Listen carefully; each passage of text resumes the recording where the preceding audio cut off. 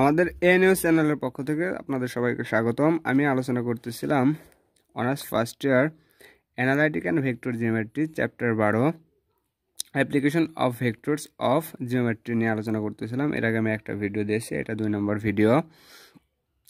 Vector পদ্ধতিতে এত বিন্দু x-2 divided by 3 y plus 1 divided by 4 equal to z-2 divided by 12 সরলরেখার কি লম্ব দূরত্ব নির্ণয় করো। আমরা কিন্তু 4 নম্বর ম্যাথেও কিন্তু কি দূরত্ব নির্ণয় করছি, ন্যূনতম দূরত্বই হবে কি সরলরেখার লম্ব দূরত্ব। চলুন শুরু করা যাক। আমরা সলিউশন, এটা হচ্ছে ex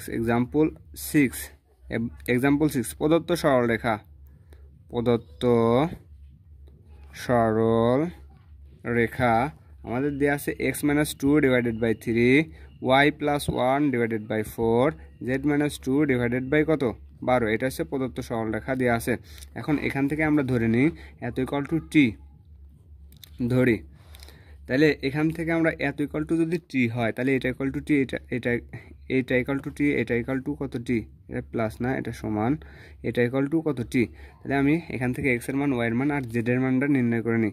তাহলে অতএব x-2 divided by 3 equal to t বা x-2 ইকুয়াল টু কত 3t, 3 ভাগ থাকলে বেশি যায় গুণ, বা x equal to 3t minus কত 2। এখান থেকে আমরা না মাইনাস ছিল পাশে যায় প্লাস, তাহলে এখান থেকে আমরা x এর মান পেলাম। এবং আবার আছে y plus 1 divided 4 equal to T, y plus 1 equal to 4t, অতএব y equal to 4t minus কত 1। আমরা এখান থেকে জেডও নির্ণয় করব।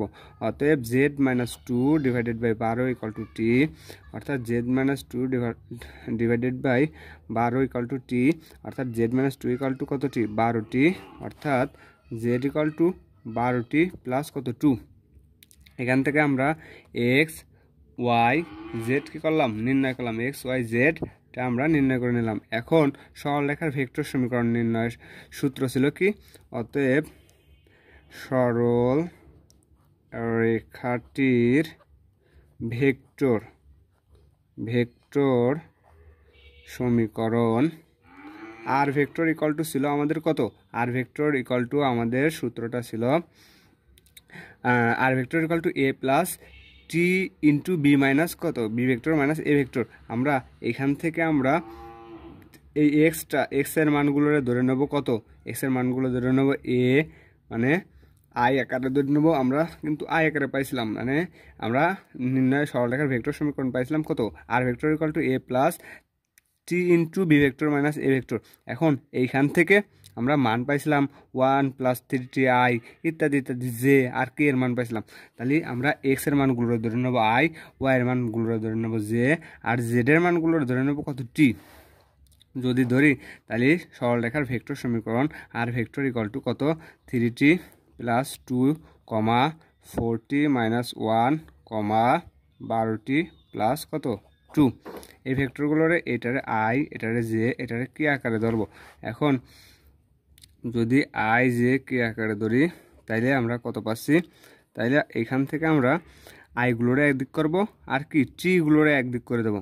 তাইলে এখানে যদি আই গুণ আকারে দিই, এখানে আই, এখানে যদি আমি জে, এখানে যদি কে গুণ আকারে রাখি, তাহলে এই আইটা যদি এটার সাথে গুণ করি তাহলে এখানে 3t আই, আর এখানে থাকবে নি কত 2i, এখানে থাকবে নি 4j মাইনাস কত আই, এখানে থাকবে নি কত 2kt প্লাস কত 2k। তাহলে আমরা এটারে একবারে আমরা সূত্র আকারে কী করে নেব, সাজাই নেব, অথবা আমরা গুণ করে সবগুলোরে কী করে দিতে পারি, যোগ করে দিতে পারি। ঠিক আছে, অতএব আমরা সূত্র আকারেও কি ফেলাই দিতে পারি। তাহলে আমরা এটা একবারে লিখে দিই, না ভাঙে দিলে পরে বোঝার সমস্যা হবে না। তাহলে আর ভেক্টর ইকুয়াল টু আমাদের ছিল কত a vector plus t into b minus কত ভেক্টর ছিল টি ইন্টু বি মাইনাস আমাদের এ ভেক্টর ছিল। তাহলে আমরা এইটারে এই লাইনগুলোরে আমরা কি আই জে কে টি আকারে সাজাইলে আমরা কত পাচ্ছি, তাহলে এখানে আসবে কত 2i, এখানে আসবে 2 কত, এখানে আসবে 2i, এখানে আসবে একগুলো সবগুলোর প্লাস আকারে সাজাইনি। তাহলে এখানে পাচ্ছি কত, একবার আইটা গুণ করে দেবো। তাহলে আমরা 3it প্লাস 2i প্লাস এখানে পাচ্ছি কত 4tj মাইনাস এখানে খালি পাচ্ছি জে প্লাস এখানে কত 12t কে, আর এখানে পাচ্ছি প্লাস কত 2k আমরা পাচ্ছি। এখন আমরা আইগুলোরে একদিক করে দিই, আই মানে এ ভেক্টরের মানগুলো আমরা একদিক করে ফেলবো, ঠিক আছে। তাহলে 2i মাইনাস কত জে, 2i মাইনাস জে, আর এখান থেকে পাবো লাস্টে 2k, এইগুলোর আমরা কী করলাম একদিক করলাম, আবার প্লাস এখানে এটার সাথে টি আছে, এটার সাথে টি আছে, এটার সাথে টি আছে, আমি টিটা একবারে কমন নিয়ে নিলাম, নিয়ে থাকতেছে 3i প্লাস 4 কত জে, প্লাস এখানে থাকতেছে 12 কত কে। আমরা কিন্তু এত পেলাম, এখানে কত পেলাম সেই সূত্র আকারে পেলাম।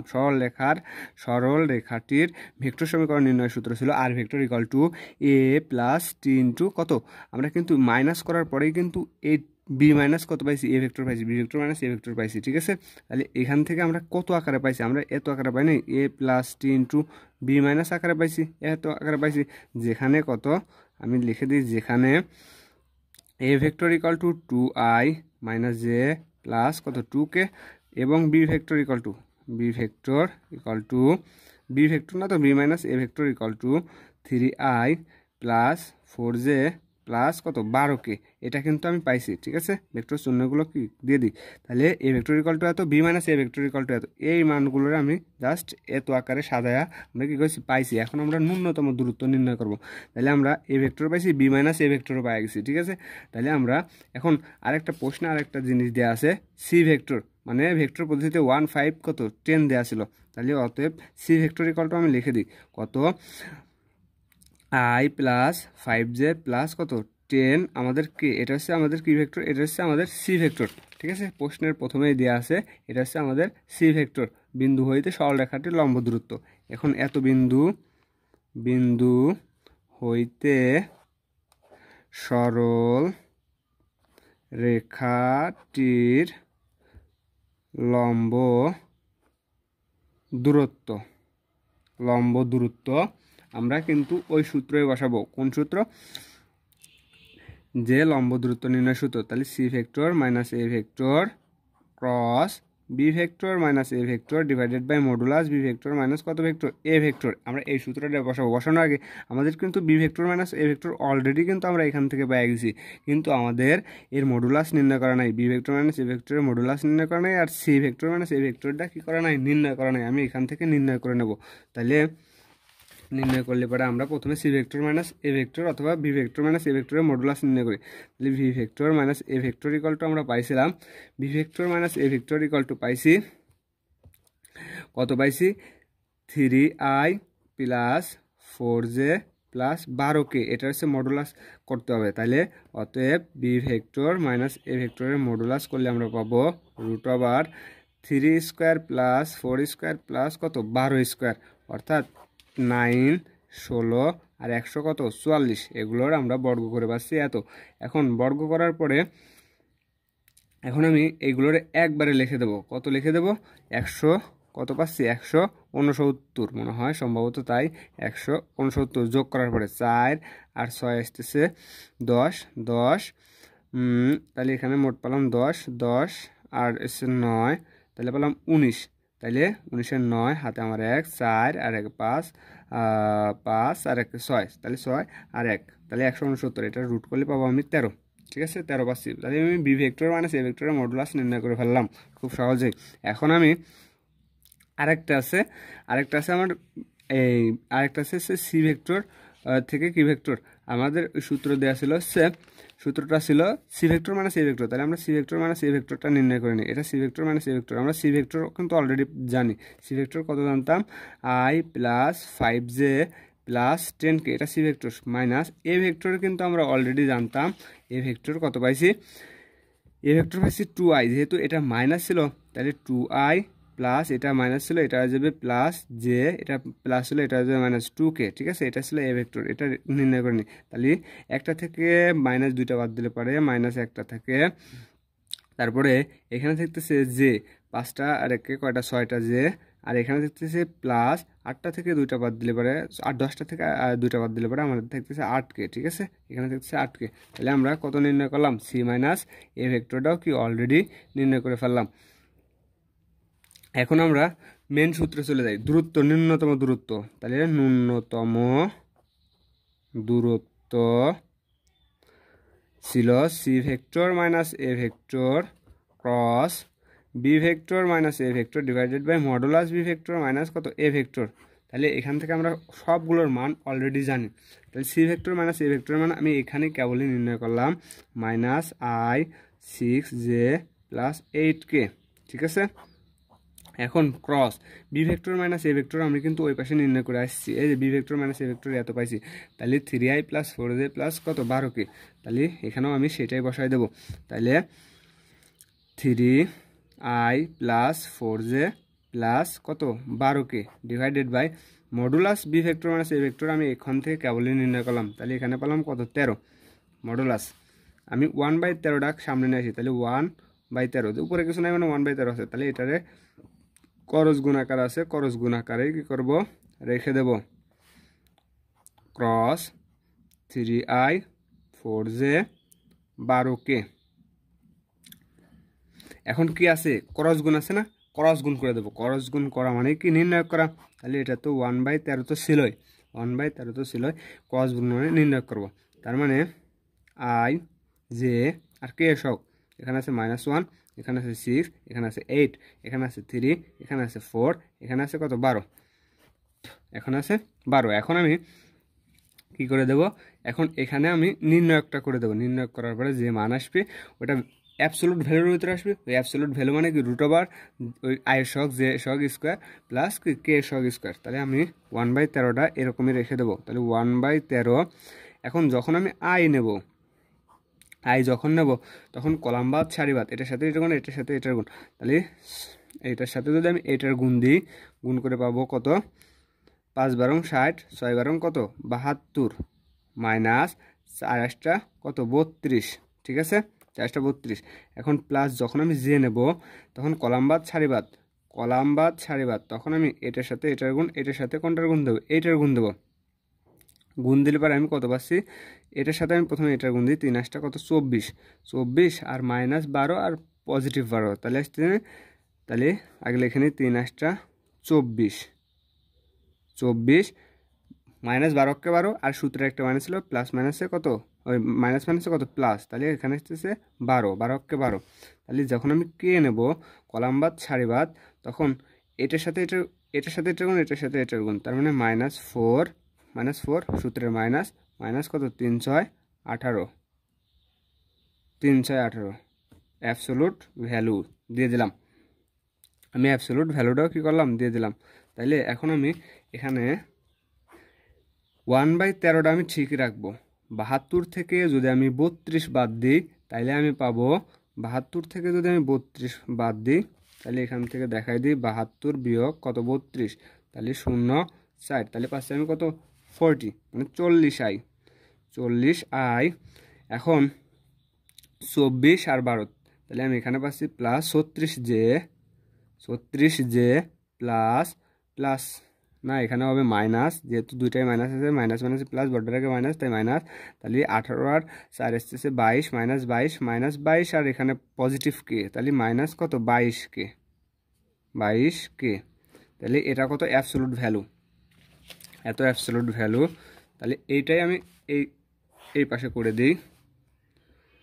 তাহলে 1/13 কিন্তু ঠিক থাকবে। অ্যাবসোলুট ভ্যালু মানে কি √, এই i সহগ স্কোয়ার, j সহগ স্কোয়ার, k সহগ স্কোয়ার আর প্লাস, তাহলে i সহগ 40 স্কোয়ার প্লাস j সহগ 36 স্কোয়ার প্লাস k সহগ কত -22 স্কোয়ার। মাইনাস গুণ করে -22-এর বর্গ করলে তো আমাদের পজিটিভ ফি চলে আসতেছে। তাহলে এইগুলো গুণ করে আমরা এখন কত পাবো, তাইলে এখানে পাচ্ছি আমি কত, এইখানে আমি কত পাচ্ছি, তার আগে আমি এখান থেকে কমন নিয়ে নিই, তাহলে আমাদের মানটা ছোটো আসবে।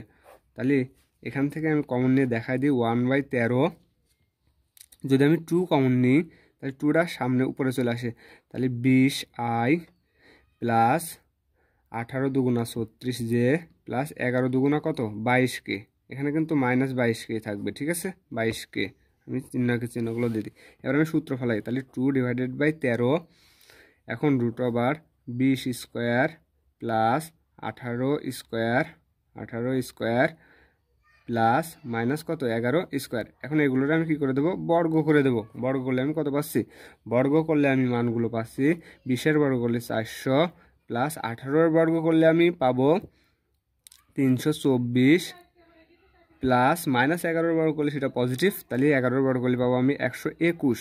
তাহলে 2/13 এগুলোর মোট যোগ করলে 400, 324 আর 321 যোগ করলে আমি কত পাবো। তাহলে এটা মোট যোগ করে দেখে আমি সাইডে যোগ করে দেখি কত পাওয়া যায়। তাহলে 400, 324 আর পাচ্ছি 100 কত 21, তাহলে 5, 2 আর 2 4, আর এখানে পাবো 4 4 আছে কত 8, 845 পাচ্ছি আমি। মোট পাচ্ছি কত 845। তাহলে √845 না 845। এখন আমি এইখান থেকে একটু গুণ আকারে লিখবো। তাহলে 2/13 আমি যদি লিখি যে 5 গুণ 169 যদি লিখি, 5-এর সাথে 169 গুণ করলে 800 কত পাবো 45 পাবো। তাহলে 169 13 বর্গ করলে আমি 169 পাবো। তাই 2/13 5 গুণ আমি যদি 13-র বর্গ করি তাহলে পাবো 169। বর্গ আর রুটে কাটা যায়, তাহলে 13টা কি সামনে চলে আসে, 13টা আমাদের কি সামনে চলে আসে। তাহলে আমি লিখি 2/13 ইন্টু আর 13টা সামনে আসলো, তাহলে এখানে থাকলো √ওভার কত 5, এই 13 এই 13 কেটে গেল, থাকলো 2√ওভার কত 5। এটাই কি ন্যূনতম দূরত্ব আর এটাই অ্যান্সার। তাহলে আমি কত বুঝাইলাম, এখান থেকে 6 নম্বর এক্সাম্পলটা বুঝাইলাম। এখন 7 দরকার নাই, আমি আরেকটা বুঝাই দিই। না, আমি নেক্সট ক্লাসে আরেকটা বুঝাই দেবো, যেহেতু এটা অনেক বড় সময় হয়ে গেছে, মানে অলরেডি 16 মিনিট হয়ে গেছে। আমি আরেকটা অন্য লেকচারে আমি আরেকটা ম্যাথ কী করবো বুঝাই দেবো। আজকে এ পর্যন্তই।